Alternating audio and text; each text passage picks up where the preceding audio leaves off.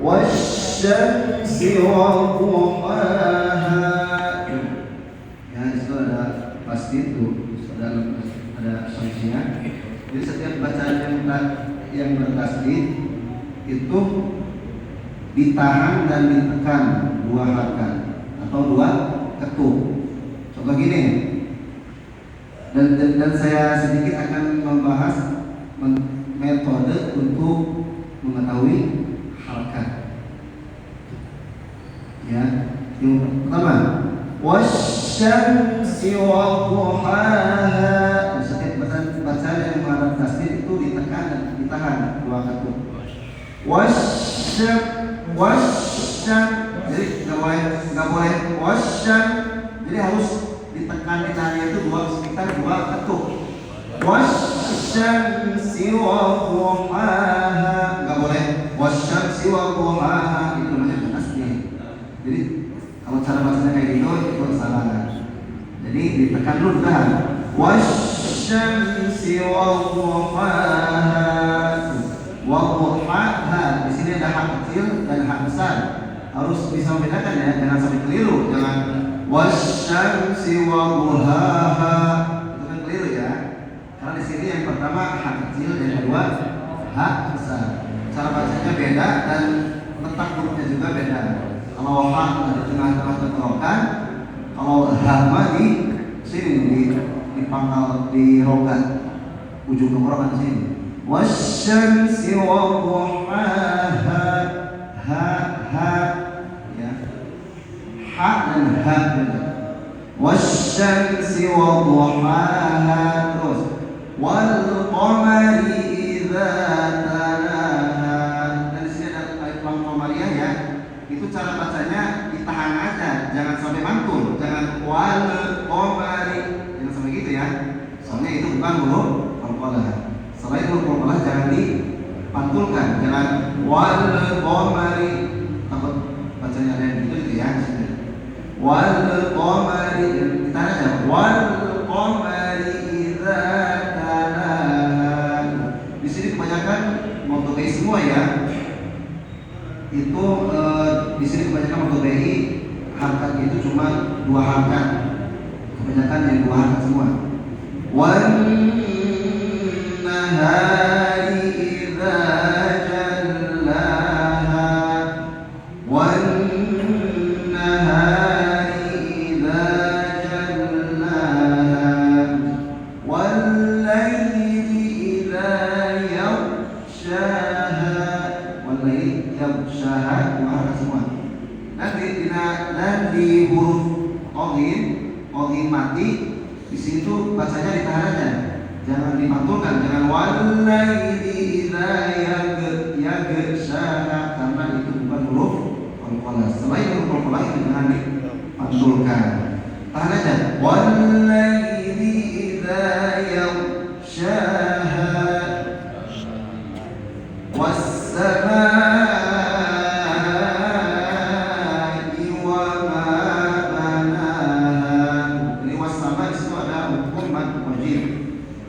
Panjang harkatnya itu sekitar 5 harkat ya.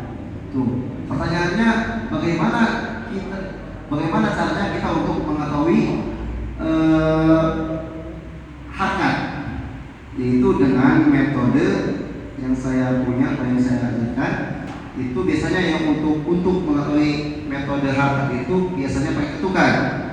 Contoh nih, di sini ada berwajib 5 harkat. Berarti 5 harkat itu sekitar 5 ketuk. 5 ketuk ya. Was-samaa wa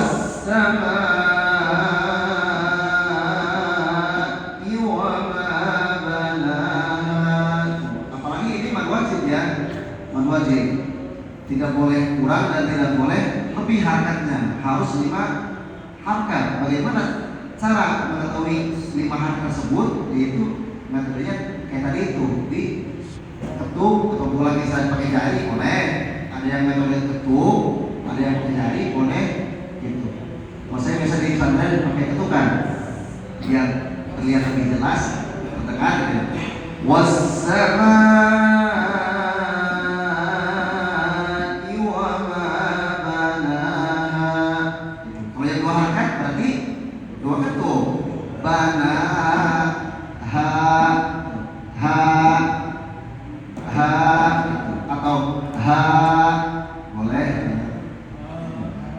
wassama'i wa ma banaha. Itu untuk mengetahui angkat. Wassama'i wa ma banaha wal ardi wa ma tahaha. Sama dua kan? Tahaha wa nafsin wa ma sawwaha. Di sini ada tanwin menghadapi waw. Di antaranya itu hukum idgham dia benar, salah satunya tanwin atau menghadapi waw, nun mati atau tanwin menghadapi waw.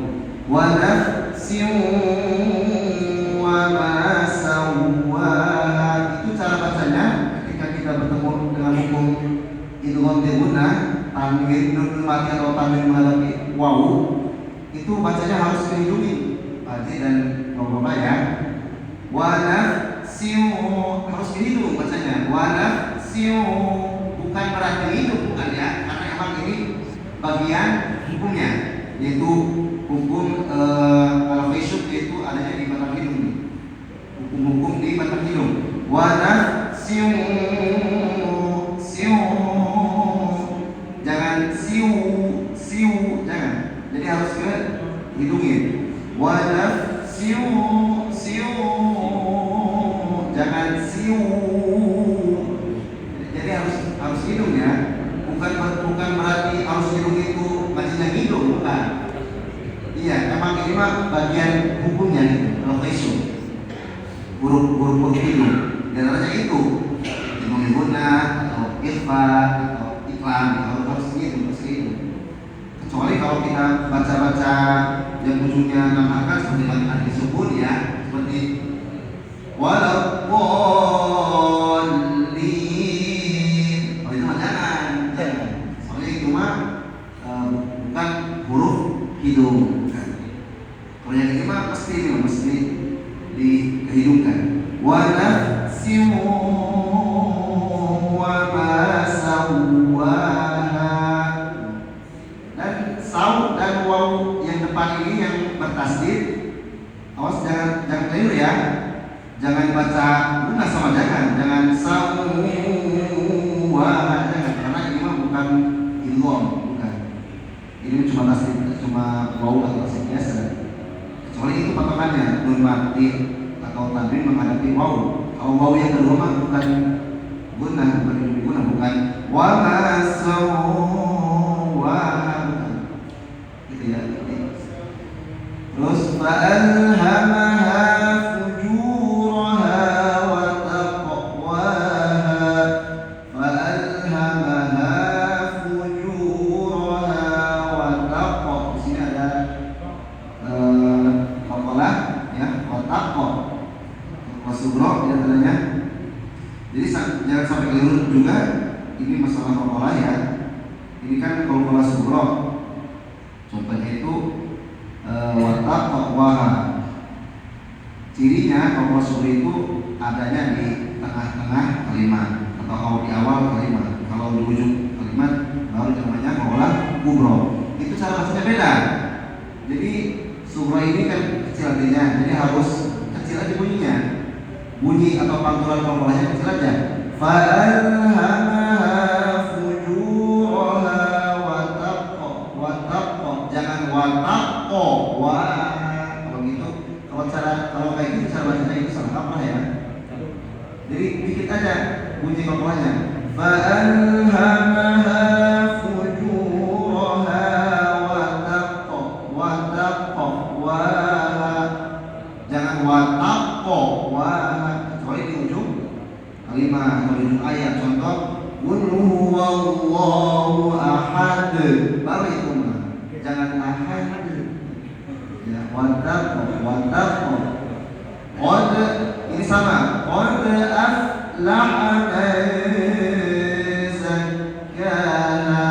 Di sini ada ma'rifah. Apalagi tuh kalau sekarang kan Al-Quran kan banyak tadi ya, musaf-musaf bentuknya. dilengkapi dengan ilmu tajwid dan enak kan ada cirinya tuh. Kalau ikhfa cirinya di sini warna hijau tuh di sini mah tuh, bukan ini tuh. Jadi enak, tinggal kita nyirin aja. Qad aflaha man zakkaha. Tapi kalau bertemu ikhfa kita maksudnya harus didengungkan. Panjang harkatnya sama dua harkat.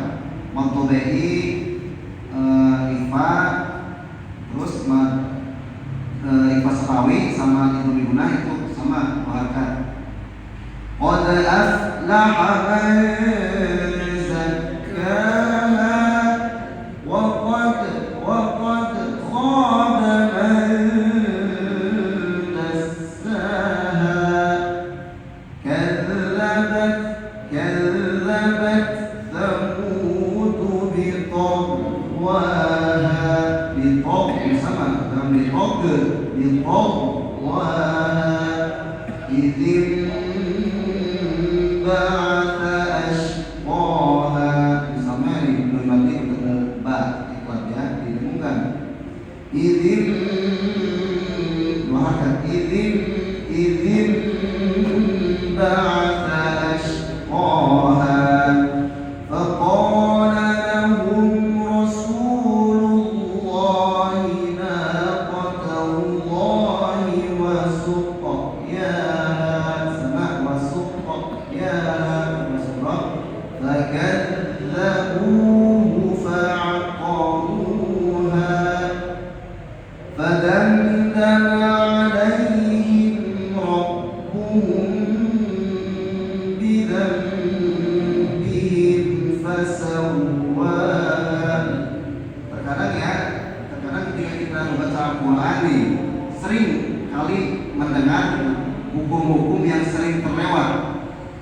Ini seperti mim mati bertemu ba di Asbawi, nun mati atau bertemu ba, itu kan cara bacanya didengungkan, panjang harkatnya dua harkat. Terkadang baca cara bacanya itu di terabas aja gitu lah.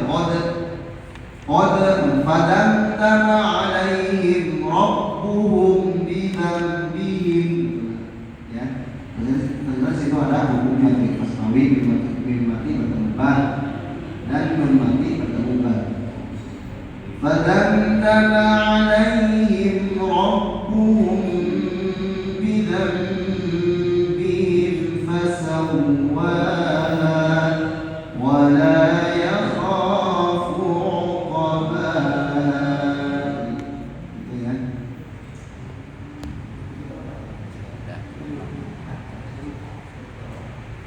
Dan kembali lagi ya kepada bacaan yang awal itu, 4 hukum dari tartil, tahqiq, tazwid dan hadal. Di sini kita akan membedakan harkat itu ketika kita baca 4 hukum tersebut, itu harkat dan ketukannya juga beda Pak. Beda. Contoh kalau bacaan tartil versi 2 harkat. Mana? Wasyamsi wa duhaha. Kalau bacaannya tartil, otomatis ketukannya juga ikut tartil.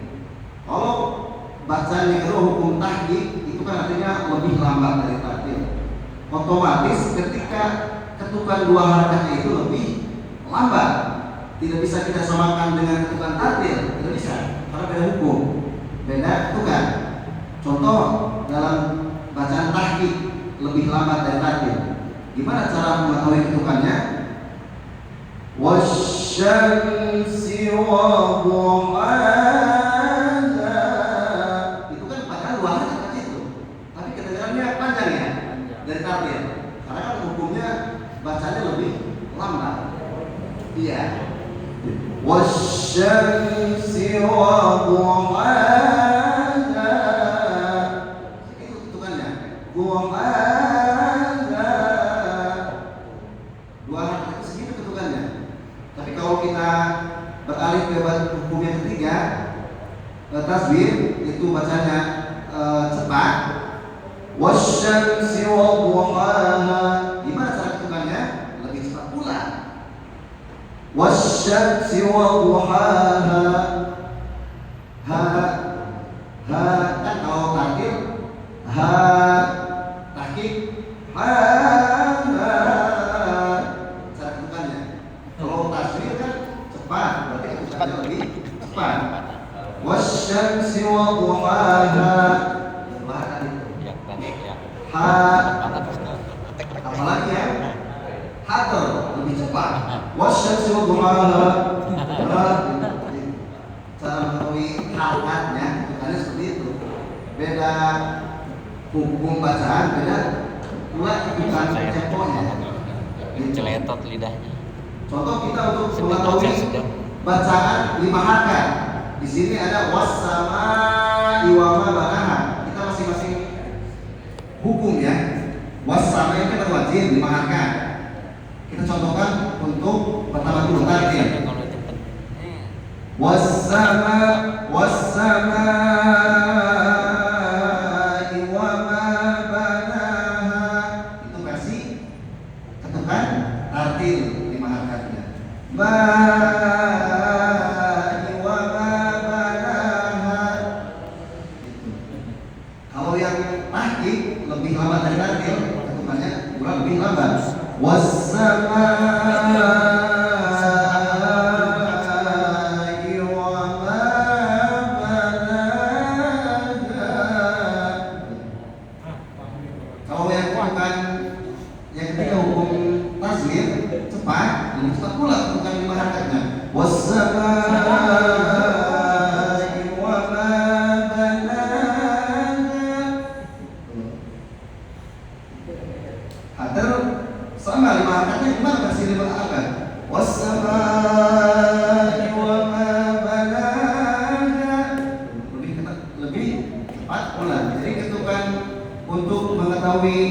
metode ketukan itu tergantung kita apa yang kita baca hukum awalnya.